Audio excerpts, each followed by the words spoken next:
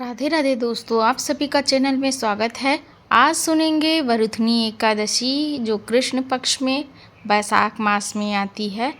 तो चलिए सुनते हैं वरुथनी एकादशी व्रत कथा। धर्मराज युधिष्ठिर बोले कि हे भगवान, बैसाख मास के कृष्ण पक्ष की एकादशी का क्या नाम है, उसकी विधि क्या है तथा उसके करने से क्या फल प्राप्त होता है, आप विस्तार पूर्वक मुझसे कहिए। मैं आपको नमस्कार करता हूँ। श्री कृष्ण कहने लगे कि हे राजेश्वर, इस एकादशी का नाम वरुथनी एकादशी है। यह सौभाग्य देने वाली, सब पापों को नष्ट करने वाली तथा अंत में मोक्ष देने वाली है। इस व्रत को यदि कोई अभागिन स्त्री करे तो उसको सौभाग्य मिलता है। इस वरुथनी एकादशी के प्रभाव से राजा मानधाता स्वर्ग को गया था। वरुथनी एकादशी का फल 10,000 वर्ष तक तप करने के बराबर होता है।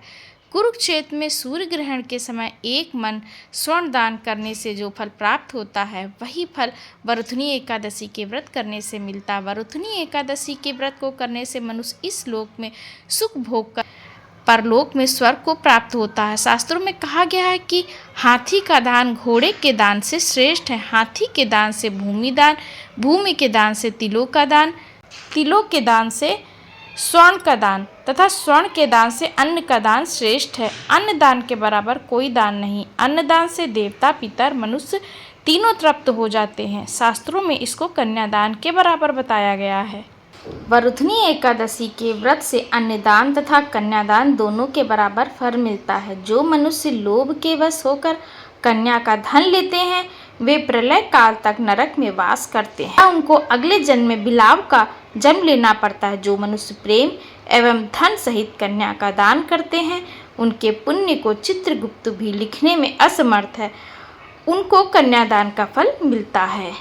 वरुथनी एकादशी का व्रत करने वालों को दशमी के दिन निम्नलिखित वस्तुओं का त्याग कर देना चाहिए। कांसे के बर्तन में भोजन करना, मांस, मसूर की दाल, चने का साग, कोदे का साग, मधु, दूसरे का अन्न, दूसरी बार भोजन करना। स्त्री व्रत वाले दिन जुआ नहीं खेलना चाहिए। उस दिन पान खाना, दातून करना, दूसरे की निंदा करना तथा चुगली करना एवं पापी मनुष्यों के साथ बातचीत सब त्याग देना चाहिए। उस दिन क्रोध, मिथ्या भाषण का त्याग करना चाहिए। इस व्रत में नमक, तेल अथवा अन्न वर्जित है। हे राजन, जो मनुष्य विधिवत इस एकादशी को करते हैं, उनको स्वर्गलोक की प्राप्ति होती है। अतः मनुष्यों को पापों से डरना चाहिए। इस व्रत के महात्म्य को पढ़ने से 1,000 गोदान का फल मिलता है। इसका फल गंगा स्नान के फल से भी अधिक है। तो दोस्तों, अगर कथा अच्छी लगी हो तो लाइक करिएगा, चैनल पे नहीं तो सब्सक्राइब कर लीजिएगा। मिलते मेरे अगले वीडियो में, तब तक के लिए राधे राधे।